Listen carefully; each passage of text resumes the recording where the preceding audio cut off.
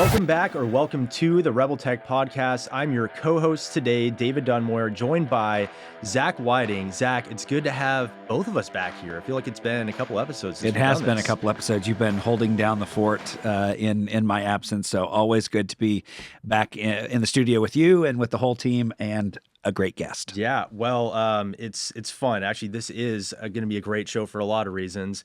I don't know why I haven't looked you in the eyes in this podcast in a while, but we also have a good friend with us today, Laura Carr, who we're excited for a whole host of reasons to have you on, Laura. I think first and foremost, you've been a friend and somebody we fought in the trenches with in the Texas Capitol. And so to see you here today as a co-founder of an artificial intelligence driven company, US Lege, that's really at the tip of the spear of a lot of exciting changes that's happening in our field, in our line of work.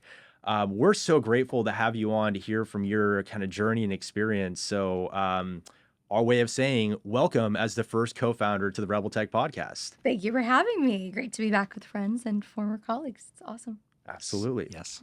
Well, let's get the boring stuff out of the way, the politics of all this, right?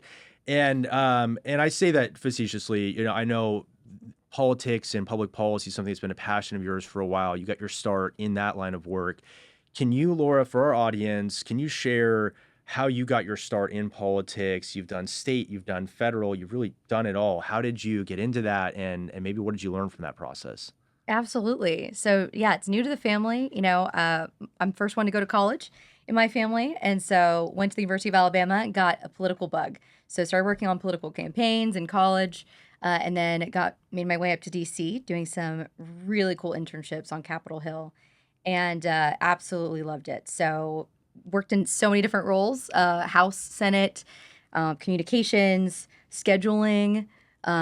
Started as a staff assistant on Capitol Hill for Texas congressmen, Florida, and Alabama reps. So that was an amazing experience. They say it's like a master's degree to get your foot in on Capitol Hill, and it really was. I learned so much more about the process than I even knew was real. So that was great. And then after that, went over to the U.S. Chamber of Commerce, worked in fundraising there for the Institute for Legal Reform, and that was an amazing experience too, seeing more of the business side of things.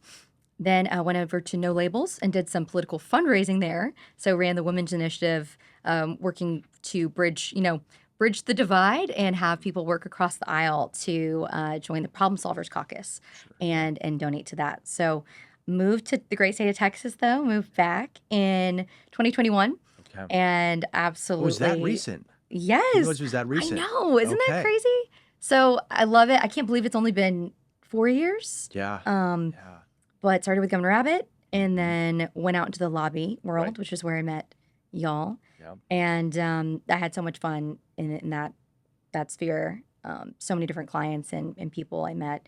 And then most recently was in the Senate, where obviously we worked together again. So loved working in the kind of IT tech policy side of things, because I'm kind of a sci-fi nerd, as you guys know. And so for me, it was, what are the things that we need to protect from in 20 years? And I realized, no, it's actually happening right now. Yeah. And make sure those, data privacy things are in order. But we haven't discussed sci-fi on this show in a direct way. I'm going to exercise co-host privilege here and ask, do you have a favorite sci-fi book? And then I want to ask you, Zach, too, if you have one. You have one that you remember that just like really grabbed your attention and captivated you to think kind of futuristic and long term. Sure. It was mostly movies, actually, that I grew up watching with my mom. She's also a big sci-fi nerd. So it started with like Lord of the Rings, but then Star Wars, iRobot, and all the ones that, are doomsday sci-fi I find amazing. How about you guys? What about you? You go first. I would say, it's not really my genre. Sure. I don't know if I read Goosebumps, the books. Growing up. I don't know if that counts as sci-fi. I guess it is science fiction. You love your biographies, which have like a twinge of. You read like the Walter Isaacson one on Da Vinci and Musk. I do, but I did. I watched Star Wars. So apologies to all you Star Trek fans out there. But those kinds of movies are good, and as you said, there are some really like cool lessons, in there, and some parallels of things that are happening now. How about you? What do you like? Yeah, I'm a Lord of the Rings nerd. Yeah. That's different. I think that just captivated my attention from, just the pure fantasy realm. But I still think one of my favorite sci-fi books of all time, it's either Hitchhiker's Guide to the Galaxy, because of the play on, man's hubris and how, we think we're always the ones who are pushing the envelope technologically such that we're in control. And there's that one juxtaposition where the scientists are conducting experiments on mice and they think, oh, we're learning all this about bioengineering. But then the whole time, the mice are actually conducting experiments on the humans. And I just love the kind of whimsical irony that's throughout. But Ready Player One, I still think is Oh, one of the yeah. coolest in terms of what could go wrong with Oculus and Meta and some of that technology, but then also thinking about some of the promise of, can we responsibly incorporate augmented reality? I love that movie too, is a very, very well done one. Yeah, And Black absolutely. Mirror Oh, too. That yeah. show, it's so dark, so I can watch one at a time and not too frequently, but Yeah. because I see the reality coming so much sooner in some, and I think it always shows the dark side of it. Obviously, there's really positives too, but Yeah. I try to stay away from the darkness Yeah, I know. as much as possible. You are a very bright, personality too. So that checks. Yeah. Yes. Well, and I would just, echo that point. And your background, your experience is awesome because as David said, we have been in the trenches together. But I think it uniquely positions you for what you're doing now. But to your point about feeling like you got a master's degree, I went to law school. And my first job out of law school was on the Hill. And I always said I learned more in the first 3 months on the job, than I did in the 3 years of law school. And so there's a lot of great things, that government does and can do. And we fought some of those battles, but, leveraging that and kind of bringing your sort of, putting your sort of private sector hat on. Sometimes there can be, inefficiencies and technological gaps, things that we do in government that maybe we don't do as well or could do better. But what was it with all of this sort of public sector and adjacent experience you had? What was it? What was the sort of major factor that led you to take that leap to get into, not just in the private sector, but like the tech startup world? Because that's a Yes. big leap, and it's an awesome leap. Sure. It was a lot of frustration with the current process. There were times where I was on Capitol Hill and I'd be formatting something and think, I'm taking hours doing this, knowing that this is going to be automated one day. I didn't know when. Transcribing things, I knew I'd be writing up certain notes of what somebody said in a hearing or trying to keep track of something. And I would think, okay, I know this is going to be automated at some point, and I could use this time so much more valuably in the future. But I think the big straw was during session, I started seeing large language model potential and got really excited because there's just too many databases of really important information that everybody in the tech world, in the political world, needs that you guys deal with all the time. And you need 100 people to start digging through this. And even with that, just the manpower it takes to kind of find, predict outcomes or abnormalities or create these charts just takes so much time, but you need to know all this information. So it was really from the frustration of how the processes kind of went. And that's got me ready. And I've always been an entrepreneur at heart. Right. I've always had that entrepreneurial spirit when I was in the lobby world, like getting new clients and things like that to now. But it's more motivating than ever having my own company and being able to try and solve these challenges that everybody I know in our sphere deals with all the time. Yes. That's especially, former state senator, former staffer, y'all know better than most that in politics, information is the most valuable currency. And that can be in the more deleterious way where it's drama and gossip and lore and all that. But the formative piece is whoever has the inside lane on that information or that part of the process has a huge strategic advantage. And I imagine you saw that in the lobby. We see that at TBPF. And tools like actually, let's rewind. When you said there were those moments that you had where you thought, hey, this is going to be automated someday. I don't think there's a lot of folks who think that way, who are in the public sector. And that's not to be pejorative and say they aren't revolutionary and they're not entrepreneurial, but a lot of folks who end up in government aren't the ones who are building the next great companies. They have their God-given talents and it's in the public sector.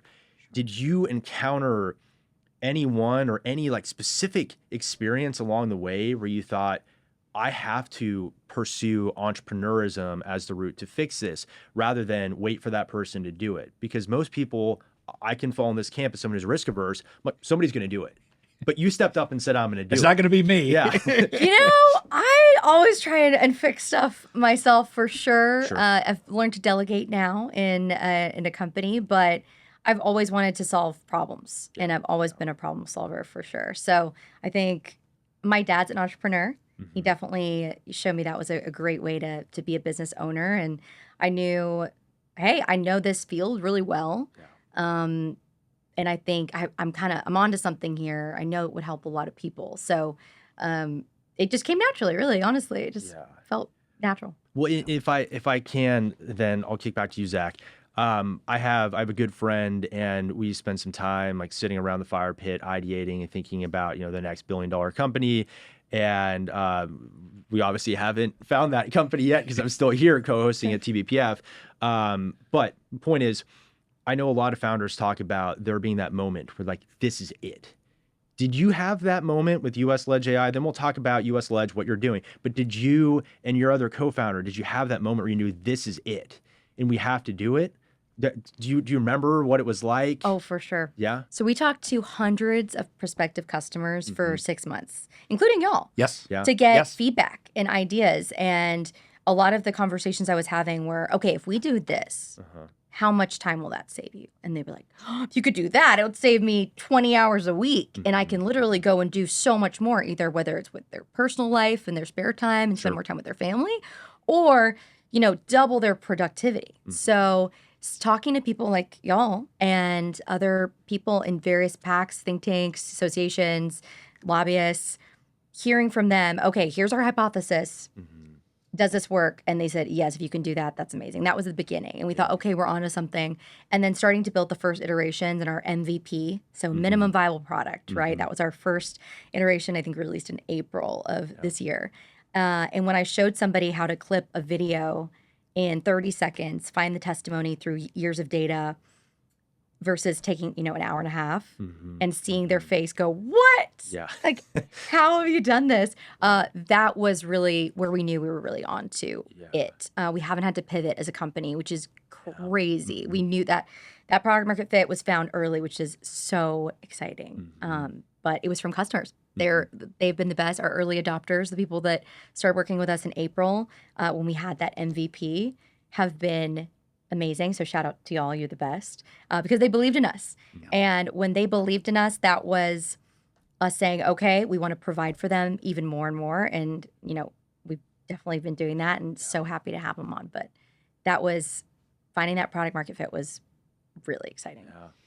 And you've referenced it, so we'll go in and just ask you, more about what US Ledge is and how it's using your audience. But just we've spoken about your mysterious co-founder. Do you want to go ahead and just tell people who you co-founded the company with? Sure. So I have two co-founders. The first is my husband, and so would really come home complaining to him through session.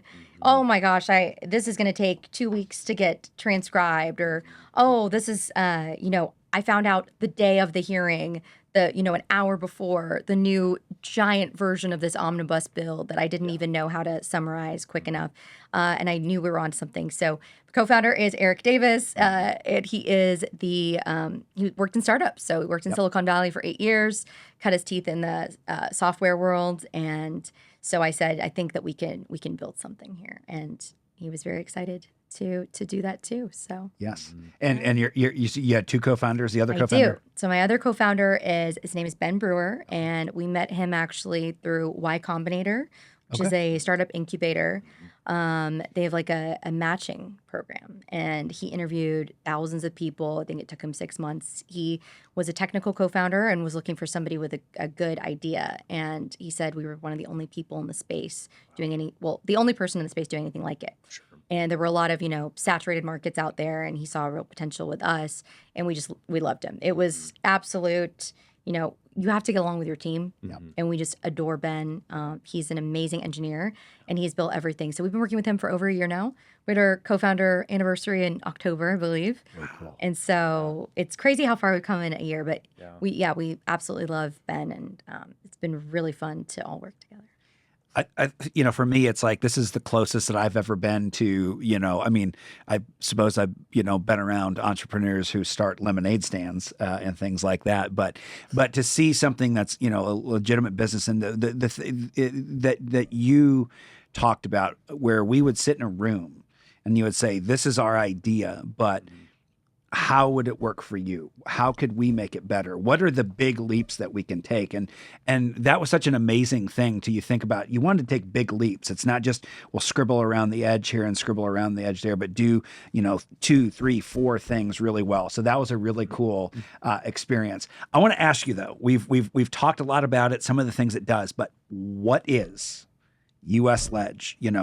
Who's your audience? And as people sort of we gear up for this session, how can we use it? Sure. So in short, we're a legislative tracking software and legislative CRM that allows you to keep track of legislation, everything from committee hearings to floor debates to state agency meetings, knowing what's happening on the rulemaking side. As we know, when the bill passes, it's just the beginning of the bill, like the legal life cycle of a bill. So that side of things, and then bill tracking. So tracking just the potentially 20,000 bills we have this session, I know. which is more than the federal government. It's an extremely, extremely hard task for anyone, which I know y'all are doing a ton of. And so we're able to really identify the language utilizing AI. So, making sure that if there are any changes, you're going to be able to get those instant alerts and updates. But, long term, we're becoming a legislative CRM. So keeping track of who you're talking to in the Capitol, the members you're talking to, and being the means of communication between local, state, and federal government. We know that those are everything right now that exists is a little bit, there's clunky softwares that are all from different states. There's not really one big one. There's some federal softwares, but there's not one that does everything. And so we are looking to become the next billion-dollar legislative tracking software. Yeah. Very cool. In that there's probably 100 back and forths we could do to kind of explain US Ledge. I want to go through a couple, but I was recently talking to a friend who does politics in California, and he was looking at election results in Texas. And as you do in most states, you go to the Secretary of State's website. And this is not to say Texas isn't the most, UX, UI friendly as humanly possible, but it's not the best website. And this person who I know, who's a very astute political actor, had a hard time figuring out, how do I navigate the Texas SOS site to find election results? Because it's different than California and it's different than how you would access in DC. And so interoperability on the part of not just us who are in the trenches looking at the 1,400 bills that are filed on pre-filing, but the fundamental access to information that drives democracy. I think that's a huge application. So let's talk pre-filing for a second here, because Sure. Texas had an unprecedented number of bills that were filed on November 12th, the first day of bill filing. And here's how I would approach this without US Ledge. And I'm Sure. curious if you have a response, how US Ledge might make this Sure. better. So I do technology policy, I do water policy. And so my options are, I can Command F on all 1,400 bills and type in tech. 5 show up. It's missing AI, it's missing data centers, it's missing energy as it relates to technology. It's missing potentially 250 bills by doing just a brute force Command F search. I then don't trust the Command F, so I'm going to read through all 1,400 descriptions. And of the 1,400, maybe 500 grab my attention. So I got to click on them, look through. That is now, 50 plus hours of work if I'm very intently diving in to look at all the specific changes in code. How might US Ledge make that a faster process from 50 hours down to whatever you think your tool would allow for? Sure. And I will highlight, Texas state website is actually better than most states, if you believe it or not. That's insane. It's definitely challenging though, for sure. So I would what we are able to do is contextually understand legislation for your priorities, because we know, I think you asked earlier, kind of our audience, and it's pretty broad actually, but it's bread and butter government relations professionals, think tanks, PACs, associations, lobbyists, and then of course media. News outlets, things like that. So definitely broader in the student realm too. There's a lot of folks in the political science departments looking to use it. So for our tool, we know that all those entities are extremely different from each other, state agencies as well, and then staffers. So what you're able to do is put in your list of legislative priorities, how it contextually understands, say if it's you have a client like Google and you want to track just AI regulation relating to Google. The AI is able to understand that contextually and then cross-reference every single bill as a filter so that you're able to get alerted when a bill is filed that would impact you. So we have AI recommended bills, which goes through a very kind of unique process that we've developed, which is understanding your priorities, the bill language, checking it with keywords, but then also contextual search. Sure. And then populate those results and then track them very easily add them to tracks and multiple tracks because there's water and tech policy. There's so much in the tech policy realm that's getting filed this session. So yeah, it's a very seamless experience versus reading captions.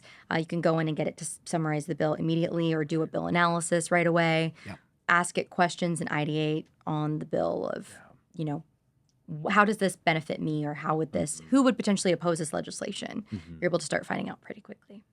It feels very much like the Blockbuster versus Netflix case study where we use a number of tools here at TBPF, and I think I would encourage for listeners who are in this space, you should look at what's currently on the market and what's available. There are certain tools though that have not developed in concert with technological advancements. And on the one hand, on both hands, it's incredibly frustrating because you would expect if there are new technologies that allow the customer and whatever segmented audience to have more efficient use of a tool, that you would incorporate that technology. And I think part of why, you said you had your aha moment is because consumers are recognizing a lot of the existing tools are not keeping up to speed with the rest of the private sector. And this is a key, not to say that we do the most important work in the entire line of the United States of America, but again, it has democratic implications. And it has implications for what bills are going to become law and all of those components. And I don't know, Zach, you were a state senator. Did you ever find that there was a lack of technology in the Iowa legislature that would have made your job easier? No. Well, then again, you're from Iowa, so no, absolutely. And I mean, even what's amazing to me too is just how technology has played the sort of the impact it's had just even in the last few years, where we went from you drive down to Des Moines and you testify to a COVID world where we had Zoom based hearings and things like that. And so finding ways to incorporate these technologies to find, to make people's jobs easier is great. And you have, these sort of like interesting, I don't want to say tensions, but perspectives where you have typically, and this is not pejorative towards, agencies and stuff, but a lot of times these are our set ways. This is how we do it. This is our legacy system. We don't want to change offices. This is the way that we've always done it. But what also stands out to me too, I'm probably, skirting your question, but is, how a technology like this can be used by a small shop of one or two people, where you're faced with 2,000 bills. I think I looked today, it was like 1919. That was the number of bills. You're faced a daunting task of 1,900 bills. How do you sift through them? Or a shop at scale where you have maybe a large scale firm or a large, nonprofit that has policy centers in education, healthcare, criminal justice, to be able to, find those areas that you cut across lines.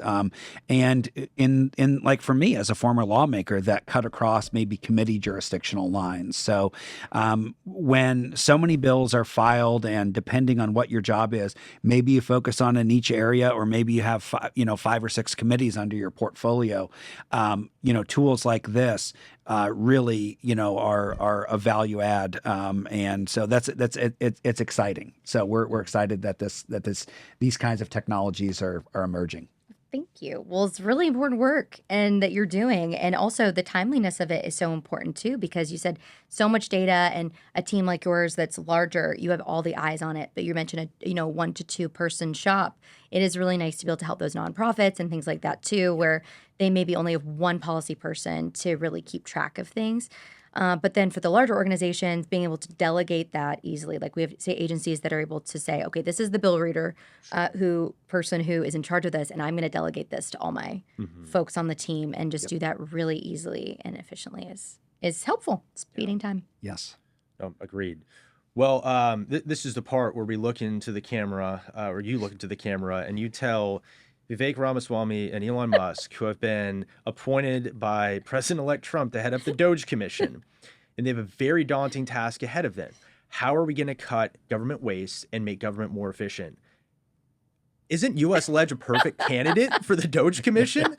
I love your question. That's hilarious. We are all about government efficiency, right? Inside and around government. Like, let's make it a lot easier for people inside and out to speed things up. So, yes, very much in line with our mission and what our customers want as well. Yeah.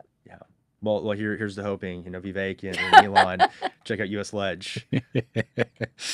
They're not watching. Yeah. But they could. They may be. Yeah. You never know. Kind of along these lines, we and you have someone, like Elon Musk, who has, grand vision, has created a lot of companies, and he's brought them here to Texas. And you have companies that have moved to Texas. You have these sort of like homegrown, Dells and Texas Instruments and stuff like that. Those are the big companies, and they see value in being in Texas. What do you, as a young entrepreneur with a young startup, a small but growing startup, why Texas and why Austin? You could start this in Washington, D.C. You could start it in Sacramento, California. You could start it in Albany, New York. But why Texas and why Austin, Texas? Well, I love Texas. Texas is home, first and foremost. So also just the people here are fantastic. We've been able to really provide value to our customers. There've so many started here.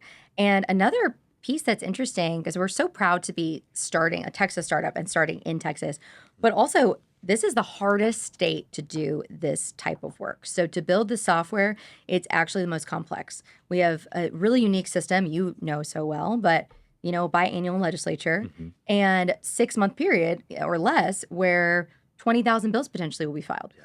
So that's more than the federal government, almost by double, and they do that in a year. Yeah. So once we can do it here, after this session, we'll be able to do that anywhere and replicate that very, very quickly. So it's also a very good starting point, just because how hard and difficult the technology is to build. But we're so proud to be in Texas. It's very, very business friendly and pro innovation, and I'm very excited to see where the Austin tech sphere goes in the next couple of years. But we're excited to be part of it. Well, and cool. To that point, you are a part of where the Austin tech sphere is going to go in the next couple of years, because one of the things that we've loved in conversations, whether it's Capital Factory, some of the great organizations that are working on incubating the next trillion-dollar companies, and you said billion with a B earlier with U.S. Ledge. I meant trillion. It's got to be a trillion-dollar company. It has to, and not just because inflation is careening out of control. But the culture of tech in Austin is different than my home state of California. And then friends I have that went on to Seattle, Seattle can be very techno savvy, and the Bay Area can be very VC fund heavy. Austin, you kind of have this whole panoply of things going on here. But from your perspective, what do you think culturally is so unique about the Austin tech startup? And if you want to answer, what role do you think U.S. Ledge is going to play in advancing that? Sure. I think we have a lot. Our team specifically mentioned kind of culture. We've got some scrappy hustlers on our team. They are amazing. Our team is why we are where we are now, and we are extremely blessed to have every single person on the team. They are amazing. We're not lucky, we're blessed, because they came into our lives for a reason. They are so excited to be part of it. I would say, so we have some members of the team who worked in Silicon Valley. My husband, he was there for 8 years, gained some really valuable experience there. Another colleague worked in Seattle, was at Amazon.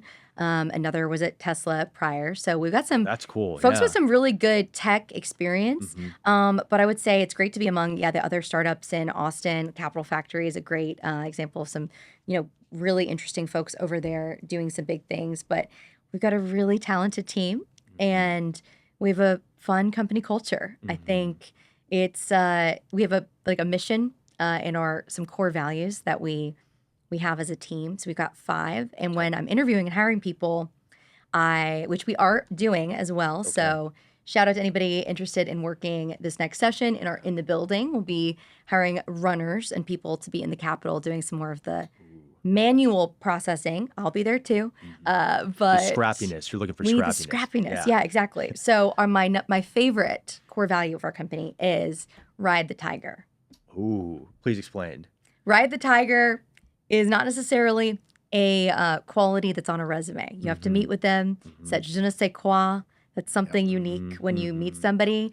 But hold on for dear life. Yeah. It's going to be a wild ride. Right. And you are going to just plow through those challenges Yeah. and celebrate all the wins. But hold on for dear life, and we're going to make it happen. You're not falling off. You're holding on to that tiger and ready to ride it. And every single person that we have hired has that fire in them, Right. growth mindset, very ready to build.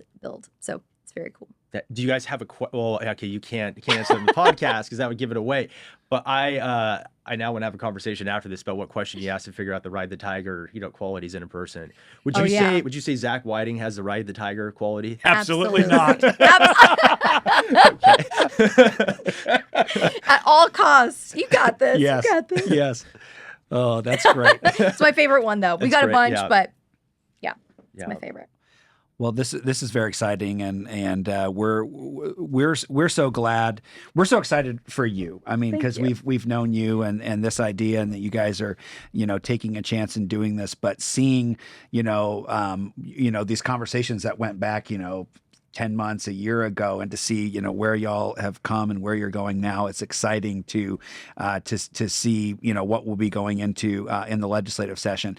Maybe taking off your U.S. ledge hat, but just someone who's, engaged in the AI space. Sure. What are some of the applications, just kind of out of left field question, but what are some of the things that you see with just AI as a technology that kind of make you excited about the future?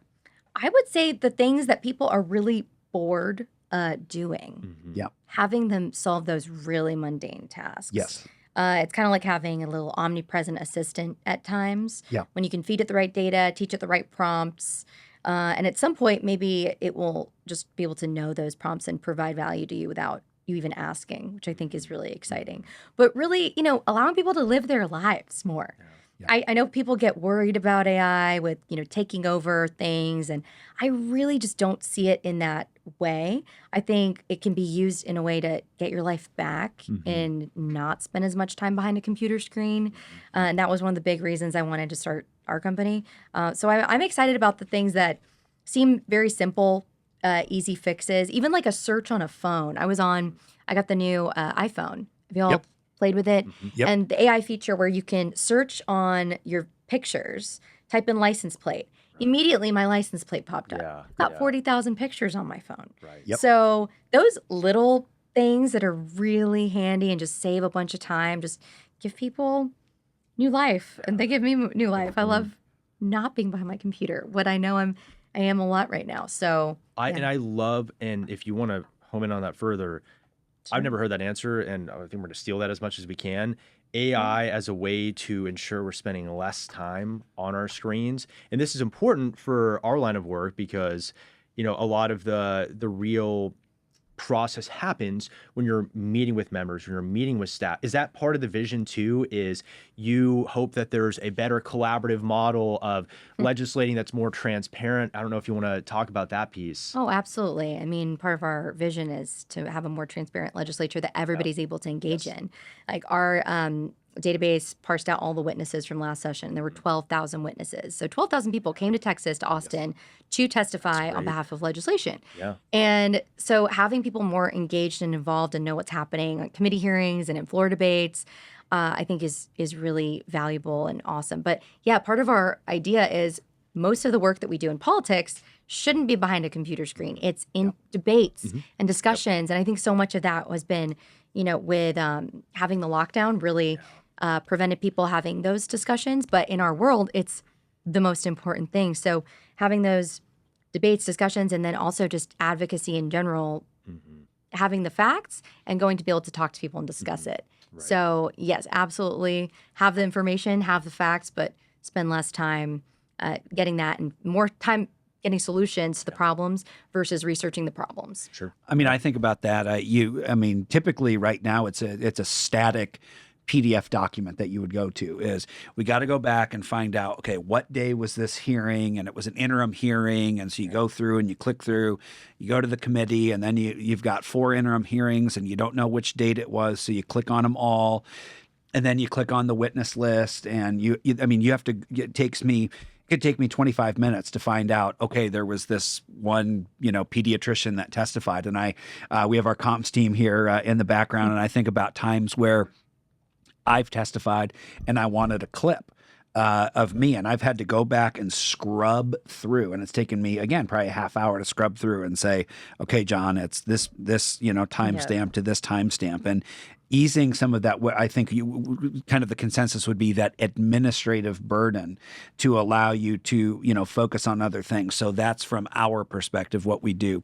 You think about it from a government efficiency standpoint, where you could maybe take away the having to do phone calls or database entry and stuff, speeding those things up. But I think the thing that stands out to me most from this conversation, and I think what I'll take away from it, is your goal and mission to make government more open and accessible to people. And you created a company, you want to grow a company, it helps, put food on your table and things like that.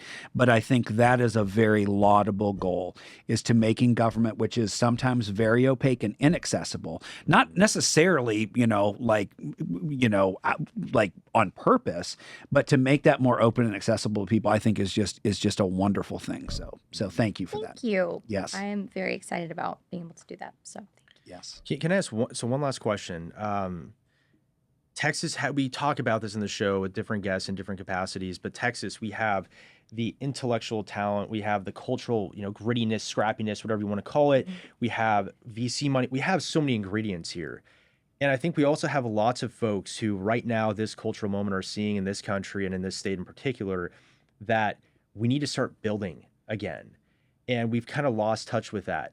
You are one of the most credible people to answer this question for folks who are watching this that have an idea, that maybe are here in the state of Texas and haven't taken that leap of faith. What advice do you have for that soon-to-be co-founder or founder of a company?